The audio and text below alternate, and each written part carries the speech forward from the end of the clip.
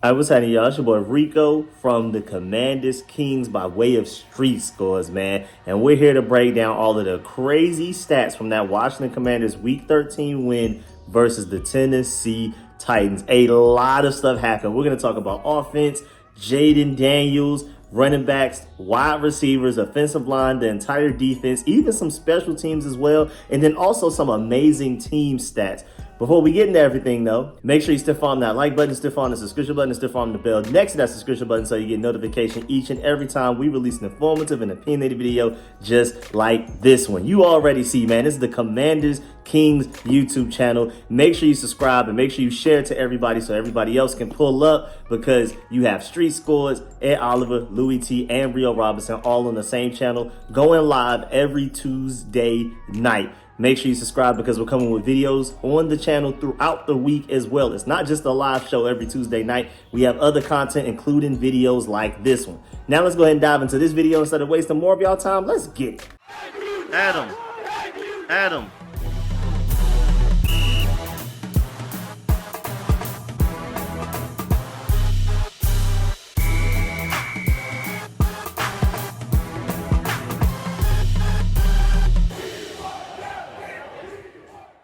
All right, starting with some offensive statistics. Let's just start with the overall offense. First of all, at a certain point in that game versus the Tennessee Titans, the Commanders had 94 rushing yards with 2 minutes and 37 seconds left in the first quarter. We were averaging over 10 yards per carry up to that point. 10.4 yards per carry between Brian Robinson, Jeremy McNichols, and Jayden Daniels, who had all touched the ball and ran for us up to that point in the game. Insane stuff. Also, the Commanders' 21 points is tied for the most they've scored in the first quarter this century. The other time was in Week 17 in a win over the Dallas Cowboys back in 2015. Making history versus the Tennessee Titans. It's beautiful to see, man. Beautiful. Also, at halftime, we were up 28-7. Jayden Daniels was 14 of 15 completion percentage-wise. He had 105 yards and 2 touchdowns. Brian Robinson had 11 carries for 85 yards and a touchdown. And we had outgained the Tennessee Titans by halftime, 246 yards to their 116. Insane, man. I mean, the offensive explosion in this game definitely makes me more confident that maybe we're actually back. We'll see. Also, this is the second time this season that Washington has led by 21 or more points at the half. Before this season, Washington had not had a 21-point lead at half since 2018. And again, this is the second time we've done it this season alone. And you got to go back to 2018 for the last time we even did it once in a season. Also, Washington has eclipsed 30 points for the 5th time this season, their most 30-plus point games in a single season since 2015. What is going on, man? And I know, there was like a certain level of panic when the offense wasn't looking as good for like the 3 weeks that, with those 3 L's that we took. But at a certain point where we starting to get a little greedy, because some of the stats that Cliff Kingsbury, Jayden Daniels, this offense have put up this season already up to this point, we still have 4 more games to go, is some ridiculous stuff. Also, Washington has scored 40 points in 3 games in one season for the first time since 1991. And y'all remember what we did that season? Super Bowl. Yes, sir. And arguably the best team in NFL history. Like, if you had to compare the best single season teams of all time in the NFL, that 1991 Burgundy and Gold Redskins team right there is arguably the best. And the stats agree. I've already talked about that in another video years ago. If y'all want me to revisit that, maybe I can find the time to do that again. But also, the Commanders ran for 267 yards against the Tennessee Titans, a team that only allowed 106 yards per game on the ground up to that point. Like, we did things to the Titans in that run game that they haven't experienced in years. That is not usual for those guys. And so I'm telling you, when you run the ball well, it opens up everything else for the entire offense, really the entire team, because the defense gets to stay on the sidelines and catch their breath and regain their stamina and, kind of rejuvenate a little, get more time to prepare themselves to go back onto the field again. When you're running the ball, that clock is getting chewed up, and, the defense has to go out there less times throughout the game, not only less often, but less times overall, because the clock getting chewed like that, they don't have to see the field as much. You're winning time of possession. That's how your defense plays better. And also shouts out to my boy Doug from Cali, because during my call-in show immediately after the game, he pointed out the fact that we averaged over 180 yards in our 7 wins and averaged less than 100 yards rushing in our losses. I think that is a very important statistic right there. It shows that when we run the ball really well, we are literally destined to win. When we don't run the ball, we're destined to lose. And you could probably say that for a lot of teams, but the fact that it's like that big of a gap is actually insane. Also, the Commanders now have 23 rushing touchdowns on this season already, tying their total over the last 2 seasons combined. So Scott Turner's final season, Eric Bieniemy's lone season did not have the same amount of total rushing touchdowns as this season already has. We stopped 4 games ago. Insane. And I mean, it's just absolutely ridiculous what production we're getting out of these guys. Cliff Kingsbury said we will run the ball well. We brought over Anthony Lynn to help with that, and it's definitely working out. Shouts out Bobby Johnson, our offensive lines coach that we brought over from the Giants, also contributing in a big way for that as well. And I believe that Brian Callahan, who we brought over from the Eagles, who got fired as the Eagles offensive coordinator from last year, he's now our assistant head coach and passing game coordinator on the offensive side of the ball. I think he's playing a large role in this as well. So shouts out to the Commanders for doing not only what they did. I mean, running for 267 yards is insane already, but then you did it against the number 2 defense in the NFL. So I don't like when I'm hearing people say, oh, the Commanders just beat the 3-win Titans or whatever like that. First of all, they just beat up on the Texans last week, so I don't want to hear nothing about that, first of all. And then secondly, defensively, the Titans were the number 2 defense in the NFL. I mean, over the last few weeks, ignoring the Cowboys, the Commanders have now gone against 3 of the top 6 defenses in the NFL. So you would love it for our offense to still look really good against those type of defenses, so that you can know that even in a playoff environment against the best of the best, your offense can still go out there and put up ridiculous numbers and be incredibly efficient and things like that. Well, it didn't prove to be. I mean, the Steelers game, I felt like that was blown out of proportion for how some people say that Jayden Daniels was in that game. I feel like Jayden Daniels is still pretty good in that game overall. The Eagles game, I can see it, but the Eagles have the number 1 defense. The Tennessee Titans have the number 2, and the Steelers have the number 6 defense overall right now. So when we went through that bad slew of games, now the Cowboys is another story. They've been pretty bad, even though they did just get a few of their starters back, and they got Michael Parsons back just a few weeks ago, just right before we played them. So, I mean, maybe that's a different defense than what they actually look like statistically, but man, I'm not surprised that we struggled and we kind of ran into a wall when we went against better defenses, but I'm even more impressed the fact that they went against the number 2 defense in the NFL and did what they did against them, especially on the ground. And shouts out to this national writer. He's not even a Commanders writer. This is not a Commanders reporter, nothing, none of that. No, just completely neutral analyst here. He pointed out the fact that the Titans defense was holding foes to 276.4 yards per game, the second fewest in the league, right? But Washington gashed them for 463 yards and 29 first downs, with 9 for 14 on third downs as well. And Daniels recorded 3 passing touchdowns and ran for another. And then Robinson and Rodriguez added rushing touchdowns each for themselves as well. On top of that, the Titans have not experienced anything like that happening to their defense in years. We had the best performance the Titans have had to face offensively versus their defense in years. Also, shouts out to Ref the District for pointing this out. Washington had 12 third and 3 or lesses that they had to go for. Out of the 14 third down situations that they were in 3rd and 3 or less for 12 of them. And out of those 12, they converted 10 of them. So basically, one of the times that they did not convert, also on top of that, they did convert on the 4th down. So even if they didn't, they were 10 of 12 on their 3rd and 3 or less third down conversions. And then one of those, they got it on the 4th down anyway. But my point is that with how successful we were on 1st and 2nd downs, it set us up to be far more successful on 3rd downs. Rather than it being 3rd and 6s or even 3rd and 10s and pluses double digits, we kept it to 3rd and 3 or less. 12 of the 14 third down situations we were in on offense. That's insane. And then that's why we converted them at a way higher clip. I mean, that's just absolutely insane. Also, the Titans had 11 penalties and 4 first downs in the first half, which is just crazy. That's why they were down 28-7 to us by halftime. At the same time, up to that point, Daniels was 12 of 13 for 96 yards, 2 passing touchdowns and a touchdown run, and 30 yards on the ground up to that point.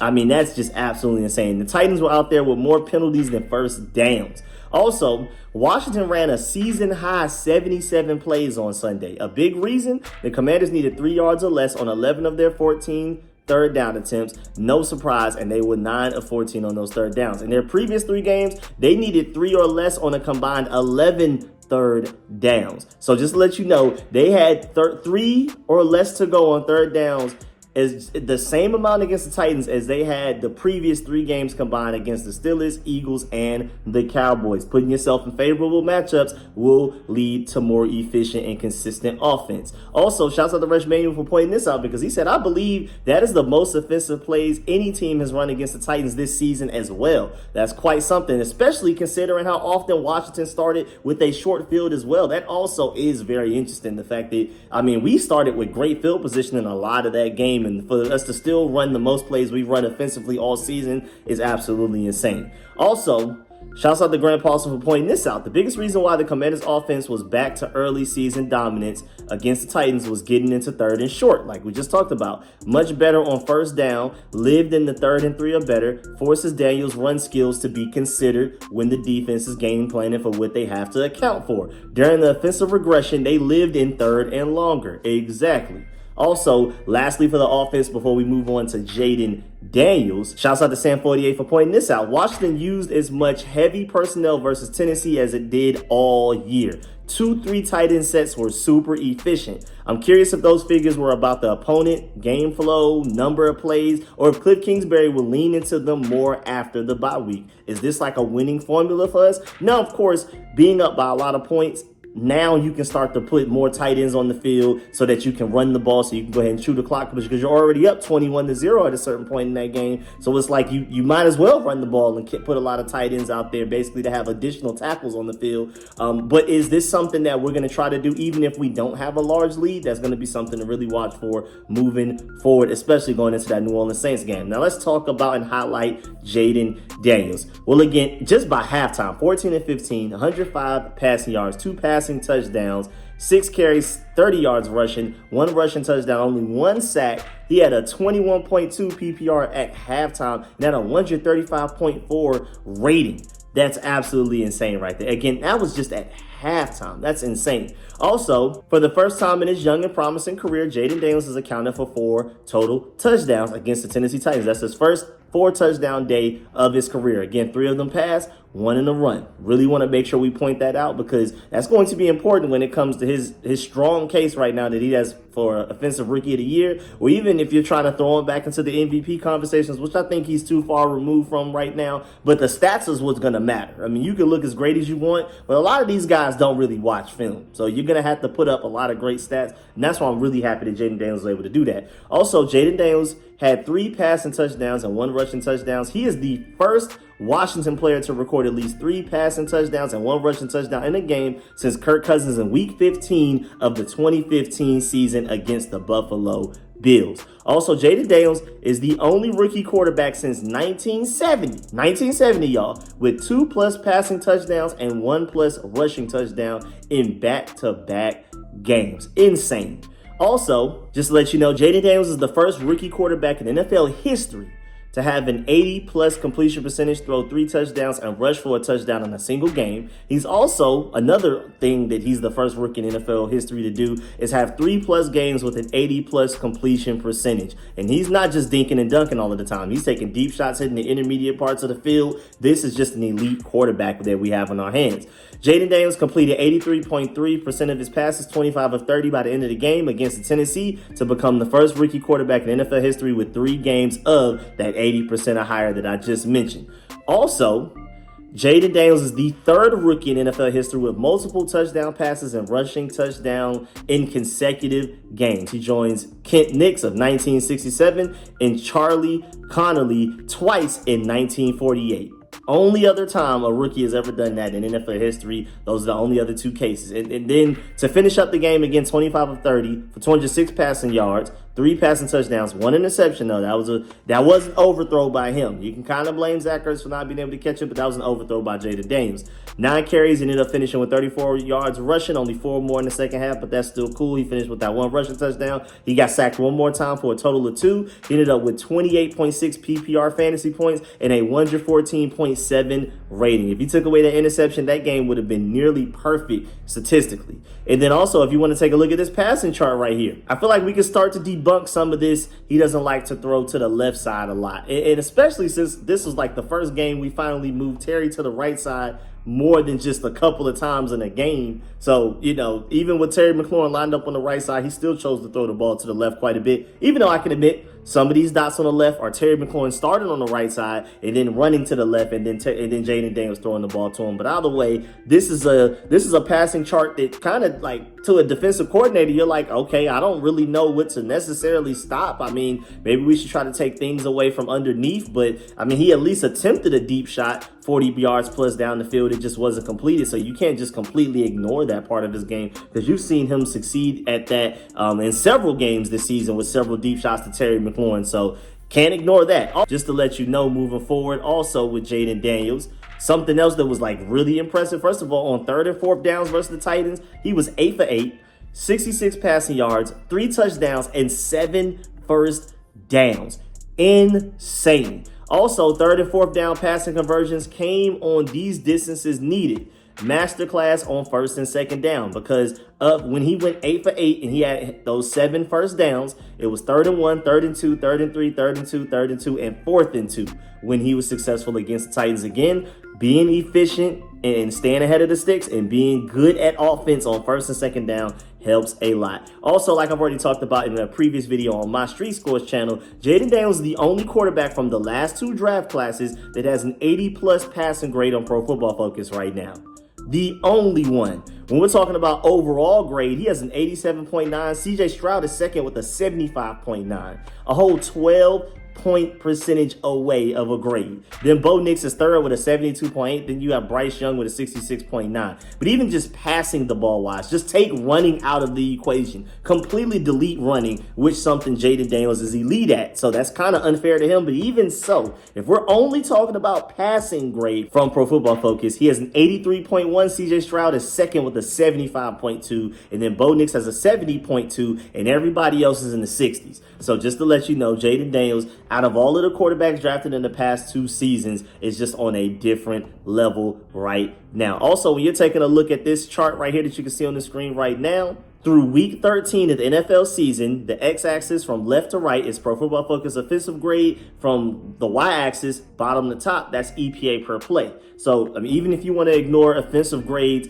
from Pro Football Focus, if you want to just look at pure factual statistics, just pure efficiency stuff, Jayden Daniels is in the same class as Josh Allen, Lamar Jackson, and Joe Burrow. Even if you're talking efficiency, then you have Tua Tagovailoa and Jared Goff up there as well. But then you see that nice gap between all of those names I just gave you and everybody else. Not even close. And like I talked about in the previous video, if you actually just look closely, Bo Nix, Caleb Williams, and Drake May, all of the other rookie quarterbacks are nowhere near in the same stratosphere as Jayden Daniels. Also, just to let you know, Pro Football Focus's highest graded quarterbacks this season, just overall grade right now, 1 Lamar Jackson with a 91.7, 2 Joe Burrow with a 91.3, and then 3 Jayden Daniels with an 87.9. And again, I don't necessarily always agree with Pro Football Focus, but this whole any rookie quarterback is competing with Jayden Daniels is insane, because Jayden Daniels is arguably a top 3 quarterback in the NFL right now. So we gotta stop that right now.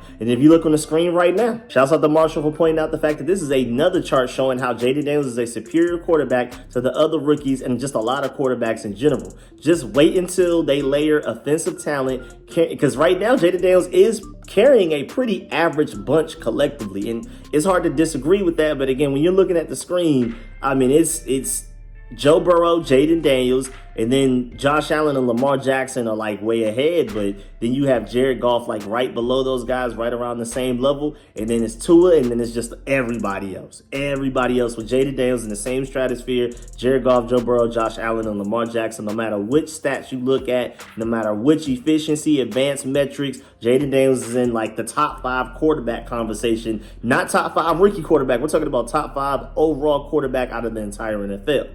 Also, take a look at this interesting chart from Stat Accountant, or at Accountant Stat. When you're looking at this chart right here, he said quarterbacks are ranked by 4 metrics that evaluate quarterback play for the 2024 season. Pro Football Focus offensive grade, ESPN's QBR, SIS total points earned per play, and field vision threat rating. As you can see, Jayden Daniels is 3rd out of the entire NFL, out of all quarterbacks, in this chart rating system. When you put them all together, when you take Pro Football Focus, ESPN, SIS, and Field Vision and put the way that they measure which quarterback is good or not, when you put all of those together and then you basically stir them up and come out with one singular number, you have Jayden Daniels as the third best quarterback in the NFL, only behind Joe Burrow and Lamar Jackson, and even ahead of Pat Mahomes, Josh Allen, and all of the other great quarterbacks in the NFL. So again, when we're talking about rookie quarterbacks, we got to stop, because you can really only compare Jayden Daniels to the top quarterbacks in the NFL right now. Let's move on to running back, because we have some crazy stats from here as well. Well, first of all, Brian Robinson's 40-yard touchdown run was tied for the longest of his career. He had one all the way back in week 2. So now he is now tied. His longest career had both of them in this season alone. So here comes Cliff Kingsbury and Anthony Lynn, and suddenly Brian Robinson is breaking off 40-yard runs. I don't think it's necessarily like he just got faster. I think the offense is just better. Also, Brian Robinson recorded his 8th rushing touchdown of the season. He has the most rushing touchdowns in franchise history through 13 weeks of the season, since Antonio Gibson had 11 in 2020. He now joins John Riggins, Terry Allen, Stephen Davis, George Rogers, Antonio Gibson, Gerald Riggs, Rob Goody, and Larry Brown as the only players in franchise history to record 8+ rushing touchdowns through week 13. Insane company to be in, Brian Robinson. And all it took was for Cliff Kingsbury, Jayden Daniels, and Anthony Lynn to jump aboard, and Bobby Johnson is our offensive lines coach. We moved a few pieces. Now suddenly the run game is crazy. Also, it's insane that 1 week after Chris Rodriguez just was released, just 1 week after he was released, he had 13 carries, 94 yards, and a rushing touchdown. I was so happy to see him have the game that he had. And I also want to point out the fact that when you're taking a look at Pro Football Focus's highest graded commanders from week 13, you had to have played at least a minimum of 25 snaps. You have center Tyler Biadasz with the highest grade, then it's Terry McLaurin, then it's Daron Payne, then Frankie Louvitt, and Quan Martin, right? Actually, since Chris Rodriguez only played 23 snaps, he doesn't count for that list of a minimum of 25 snaps. But if he did, he had the highest grade with a 90.2. Tyler Biadasz, out of all of the guys that had at least 25 snaps, had the highest grade with an 85.6. Chris Rodriguez was 2 snaps away from being the highest graded with a 90.2. Pro Football Focus felt like when they watched that game, Chris Rodriguez was the best player on the entire field for the entire burgundy and gold. Chris Rodriguez is also 8th in rushing yards over expected per attempt in week 13. So you can argue even advanced stats wise, he was one of the best 8 running backs in the entire NFL. Matter of fact, in week 13, shouts out to Mason Kinahan for this, he had 7.2 yards per carry, which was 6th in the NFL. He had a plus 2.5 RYOE per attempt, which was 8th in the NFL. He had 5.6 yards after contact per attempt, which was 4th in the NFL. You could easily make an argument that Chris Rodriguez is one of the 5 best running backs in the entire NFL in week 13. Insane stuff. And again, some of those efficiency categories right there that I just gave you kind of take away, like they discontinue and separate the offensive line from it. Because of course we can talk about offensive line and how well they run blocked for us against the Titans, and then that of course is going to make Chris Rodriguez look good. But some of those stats I just gave you takes offensive line out of the equation. We're talking about after contact, things like that. So that's just elite running right there. Also, shouts out to Nicky Javala for this one. Even though the sample size is small, only 3 games and 26 carries, Chris Rodriguez has definitely made the most of his opportunities. Because per Next Gen Stats, his rushing average is 5.8 yards right now, which is 10th among all running backs in the NFL. His rushing EPA per game is plus 3.2, number 1 in the NFL out of all running backs. Yards after contact per attempt, 4.3 is 11th, and then rush success percentage is a 61.5%. That's 6th. This guy deserves more playing time, plain and simple. Stop cutting him, because somebody's going to eventually pick him up. Somebody's looking at these stats and being like, somebody around the NFL is looking for a running back, and they could easily just end up picking him up if we keep playing around. Now moving on to the wide receivers, Terry McLaurin, and just in the first quarter, 4 targets, first of all, caught every target, 4 receptions, 46 receiving yards, and a receiving touchdown. He had an 11.5 yards per catch and a 14.6 PPR fantasy points just in the first quarter. So I already knew, buckle up. This is about to be an amazing game, not only just offensively for the entire team, but specifically for Terry McLaurin. Also, Terry McLaurin set a career high against the Titans with his 8th and 9th receiving touchdowns of the season. His previous high 7 came in his rookie season. All it took was for Cliff Kingsbury to come in, and now Terry McLaurin is finally surpassing the stats that he was putting up when Jay Gruden was our head coach. Insane. McLaurin also, with his 9 touchdown receptions through Week 13, joins now Jerry Smith, Hugh Taylor, Bobby Mitchell, Pat Richard, Ricky Sanders, and Charlie Taylor as the only players in Burgundy and Gold franchise history to record 9+ touchdown receptions through Week 13 in a single season. And up to a certain point in the third quarter, just the third quarter, somewhere mid-third quarter, McLaurin had aligned wide left on 23 routes and wide right on 4. He caught 3 passes while aligned wide left and 2 while aligned wide right. So he was far more efficient on that right side. He caught 2 of his passes on just 4 routes from the right. He caught 3 on 23 routes that he ran from the left. So it sounds like we need to throw him on that right side a little bit more. I know you're trying to keep the offense simple for Jayden Daniels, so it's easier for him to scan the field pre and post snap. But I think it's about time to take the training wheels off of Jayden Daniels and let Terry McLaurin move around, because defenses can't stop him, bro. I mean, and then to finish the game, 8 receptions on 8 targets, caught every single pass ever thrown his way that game against the Tennessee Titans for 73 yards, 2 receiving touchdowns. And then he had 9.1 yards per catch and a 27.3 PPR fantasy output. I mean, that's absolutely insane. Also, Terry McLaurin has 7 touchdowns in the red zone this season. That matches his total for the previous 3 years combined. Finally, an offensive coordinator and quarterback combo that has found a way to get Terry McLaurin the ball once we're in the red zone, because typically once we get to the red zone, Terry McLaurin has been ignored. Insane stuff right there. Also, let's also point this out. Shouts out to Grant Paulson for this one. Terry McLaurin catches when aligned wide right. Weeks 1 through 12, 2. How about just week 13 alone against the Tennessee Titans? He had 3. And he lined up wide on the right at 3 times the rate he had previously this season at 15%. Insane stuff there alone. Again, that just tells me that he needs to be on the right side of the field far more often. Also, Terry McLaurin has 896 receiving yards and 9 receiving touchdowns. He only needs 104 more yards to record his 5th consecutive 1,000-yard season. And then we still have a full 4 games left. I'm definitely expecting him to breach that. Just to let you know, it's only like him and Mike Evans right now that have like 5 or more 1,000-yard consecutive receiving seasons right now. Insane company to be in. Also, Terry McLaurin ranks 22nd among wide receivers in total share of targets. However, of the 21 players ahead of him, only Amon-Ra St. Brown plays for an offense that scores more points than Washington. And also, Terry McLaurin ranks 25th in total targets despite playing 13 games. Productive, though, because he's 3rd in yards per target. He's 3rd out of all receivers in the NFL in yards per target. A very efficient receiver. You throw the ball to Terry McLaurin's way, great things happen. Also, shouts out to Air Raid Concepts for this, because Terry McLaurin is now leading the league in contested catches despite his shoddy catching technique. I mean, he really does catch the ball with his chest and his forearm. It's amazing that a guy that barely catches the ball with his hands is leading the NFL in contested catches right now. Absolutely insane stuff right there. Also, shouts out to Jamal, my boy, at Let Maul Tell It. Make sure y'all follow him on Twitter, subscribe to his YouTube and everything, because this is a great point. Let's take a break from Terry McLaurin before we move on to the offensive line stat that I have for you that's very impressive. He also pointed out the fact that Dyami Brown right now has a career high in targets with 27, career high in receptions with 20, career high in yards with 206, with 4 games remaining in the season.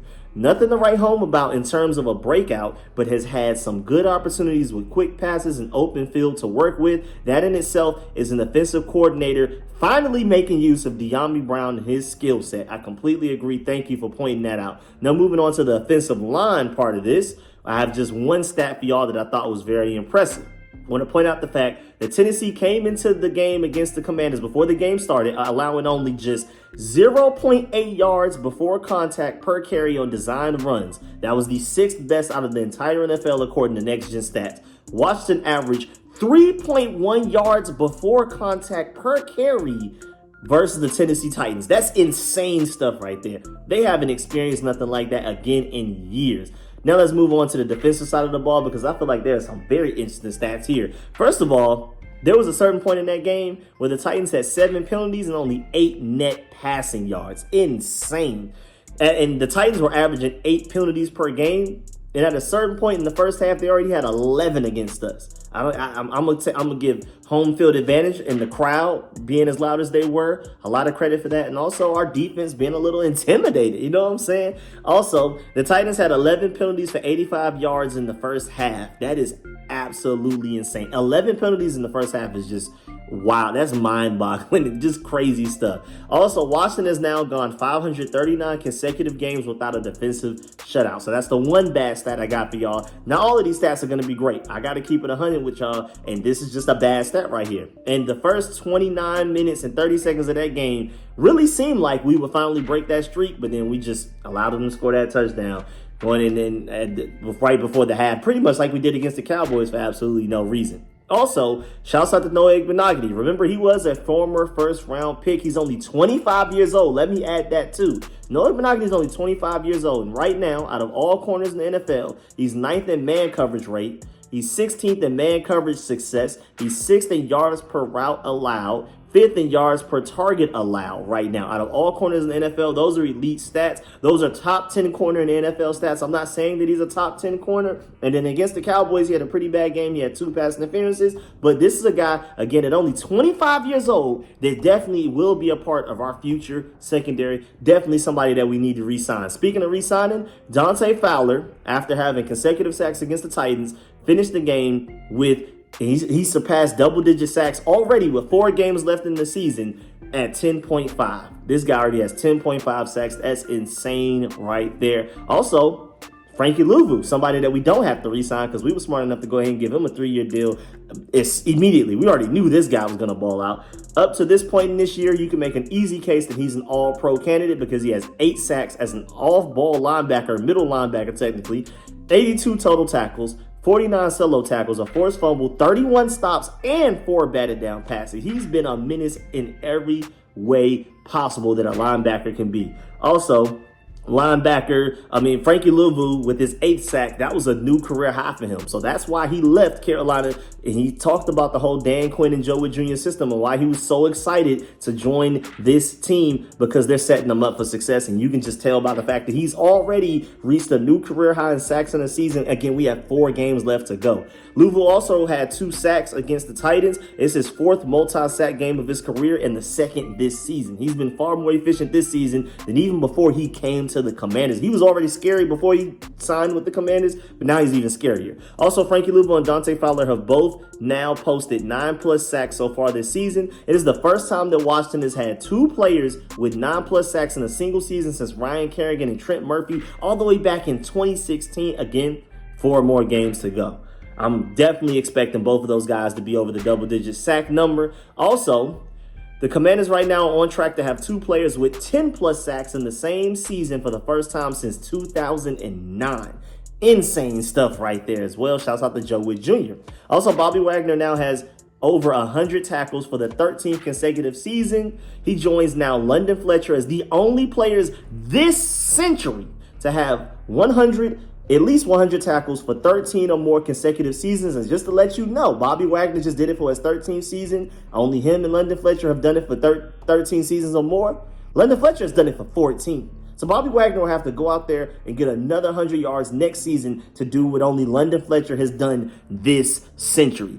If that's not a Hall of Fame argument for London Fletcher, I don't know what is. That's insane. But shouts out to Bobby Wagner. He deserves his credit, though. Also, shouts out to Bobby Wagner, too, because he went out of his way to reach out to London Fletcher all the way back in 2019 and ask him for some questions and, look for some insight. And so now it's even more amazing that he's playing for London Fletcher's former team, the Brady and Gold. And then after he hit that record, he also reached out to London Fletcher and talked to him after he hit that goal as well. So 5 years later, the still of communication is beautiful. Also, Mike Sanderson, he recorded his first forced fumble. That was his first career forced fumble against the Tennessee Titans. Just to let y'all know, remember when he took it, I think he ended up recovering it himself too. He stripped it and recovered it. So shouts out to Mike Sanderson for that. Then special teams wise, few interesting stats for you. First of all, Tressway with a punt at some point in the game, I believe it was like the 3rd quarter, passed Mike Bragg for the most total punt yards in team history, in burgundy and gold history. He's now first in total yards, yards per punt, net yards per punt, and punts inside the 20 in burgundy and gold history. Trustway, the greatest punter to ever wear the burgundy and gold, at least longevity-wise. Also, just to let you know, Trustway, at 35,756, set a franchise record for the most punting yards in franchise history. And just about a month ago, Tressway said that he might not pass Bragg this year because the team wasn't punting much. Well, now he got the record. So now we're starting to punt more, which does kind of suck more overall for the team. But hey, at least he got his record. And then lastly, before we get up out of here, I have a nice section of overall team stats I want to present to you as well that are also incredible. First of all, the Commanders are 2-0 this year when wearing the black uniforms. I feel like we need to point that out. Definitely clap that up. You know, I got mine on right now, my black Jayden Daniels one. Also, the Commanders, after their bye week, they are 8-5. They have a point differential of plus 80. They have a great rookie quarterback in Jayden Daniels. Shouts out to Al Galdi for this tweet, too. Great rookie left tackle in Braden Coleman. I wouldn't necessarily go as far to say great, but has great potential. But maybe not necessarily great yet, even though he's had great games. Then improving defense, soon to have a true cornerback one in Marshawn Lattimore, even though I believe Mike Samuel's been playing at a cornerback one level, but now we're going to have two of them. And then on top of that, Noah Benogany, the stats I just gave you earlier, that's a really good cornerback trio right there. That's your cornerback trio of the future. Marshawn Lattimore is the oldest of that cornerback group by far. And he's still he's not even 30 years old yet. And then also loaded with draft capital and cap space. Not bad for year one of a rebuild/recalibration. I agree, Al Galdi. Also, against the Tennessee Titans, that was Washington's first December win at home since week 16 of the 2017 season. That's like, when I first heard that and saw that, I literally just face palmed. I just straight up, I didn't even have my glasses on at the time. I was able to just straight up face palm. That's insane. And also just to let you know, this is the first December win period. Not home. I mean, if you're talking about home and away, it was since the last time we won a game in December at all was 2021 at Las Vegas, just to let you know. But home-wise, it's been since 2017. That is, like, really shameful, actually. Also, speaking of shameful, only two teams have already been eliminated from the playoffs so far. It's the Oakland Raiders and the New York Giants. That's it. Those are the only two teams so far that have no chance of making the playoffs up to this point. Insane stuff is in itself. Also, shouts out to John Wick at Frozone Island on Twitter for pointing this out. The Ravens added Derrick Henry and Deontay Johnson are 8-5, but the Commanders are 8-5 and are somehow frauds in year one. And he said, I'm noticing a pattern here. I'm noticing something. The narrative is going on right now. I think that's a good point. Also, with the victory over the Titans on Sunday, the Commanders have an 82.8% chance of making the playoffs right now. I like those odds. The team right behind us are the Tampa Bay Buccaneers with a 59.1% chance. So we're closer to the Detroit Lions than the Tampa Bay Buccaneers are to us. That's actually pretty incredible, percentage-wise. Also, just to let you know, if you take a look on the screen right now, if the playoffs were to start today, this is what the seeding would be, which I'm uncomfortable with. I think we need to go ahead and get to that 6th seed, replace the Green Bay Packers there so that we can play the Seahawks in the first round rather than the Eagles. Please. I mean, I'll deal with the Lions or the Eagles in the divisional round. That's cool, but at least wild card round, give us the Seahawks so we can whip up on them, and then we can at least give us one playoff win so we can do what the Texans did last year with C.J. Stroud, his rookie season, and their first rebuild season, go to the playoffs and win a playoff game. And as of right now, our highest odds for as far as like playoff seeding right now, 7th seed with a 56.5. After that, 6th seed with a 19.5% chance. Maybe there's some hope there. 5th seed, 3.4% chance, and then 3rd and 4th seed are like less than a 0.1% chance. But a 2nd seed is a 2.3% chance. So we have more of a chance of being the 2nd seed by winning this division than we have of being the 3rd or 4th seed, just to kind of let you know how that works. So right now, our highest percentage is by far being the 7th seed and having to face more than likely the Eagles unless we somehow win the division. But there is a chance still at almost 20% that we can end up becoming the 6th seed if the Green Bay Packers just somehow fall off the face of the earth and they continue to lose. They just lost to the Detroit Lions, and I hope they continue to lose. We got to root for them to lose probably more than any other team in the NFL right now. So when you're watching games on Sunday outside of the Commanders, you need to be rooting against the Green Bay Packers pretty much no matter who else they're playing, because we need to get to that 6th seed so we can play the Seahawks. Also, shouts out to Tan Top Podcast for pointing this out. The 2024 Washington Commanders have won games with scores of 42-14, 34-14, 40-7, and 42-19, what we just did against the Tennessee Titans. Only Commanders fans can truly understand how incredibly different this is for the organization. It's unheard of around here. I mean, typically it's been the other way around for us, which is actually really sad. Also, to add to the to the insane lack of respect that Quinn and Peters are getting, shouts out to @BuildTheStatue on Twitter for this one. Last year, we lost games of scores of 45-10, 45-15, 38-10, 40-20, and 37-3. To add to my point that I just made, that we're more so used to being on the other end of those just absolute blowouts. So thank goodness we've completely flipped that around this time around. Let's get it. Also, shouts out to Marshall for this one. Washington turned over 35% of a 4-win roster, turned it over in just one offseason. Their number 2 wide receiver was in Houston to start the year. It was immediately the first step in a major rebuild. They're 8-5 and will be favored in 3 of 4 to close the year. And Quinn is most certainly a coach of the year candidate. He made the right choice at offensive coordinator as well. I completely agree. I don't know what's going on with these betting odds right now where Dan Quinn is somehow not leading the NFL in coach of the year, but it is what it is. We'll see by the end of the season if he can catch up and surpass those guys, because I definitely think he deserves it. Adam Peters for sure, without a doubt, deserves GM and executive of the year, but it is what it is. We'll see how that goes. But yeah, man, that's the end of this video. Please get in the comment section. Let me know if you feel about everything discussed in this video. Please stiff on that like button, stiff on the subscription button, stiff on the bell next to that subscription button so you get notification each and every time I release an informative and opinionated video just like this one. Of course, this is on the Commanders Collective channel. You can expect super duper stat breakdown videos just like this one, the Street Stats video series through the Commanders Kings every single week. Every week after a game, you can expect a big breakdown of all of the crazy stats from that previous game. So make sure you subscribe to the Commanders Kings channel, because you're going to get content from Louie T, Ed Oliver, Rio Robinson, all of us, and me.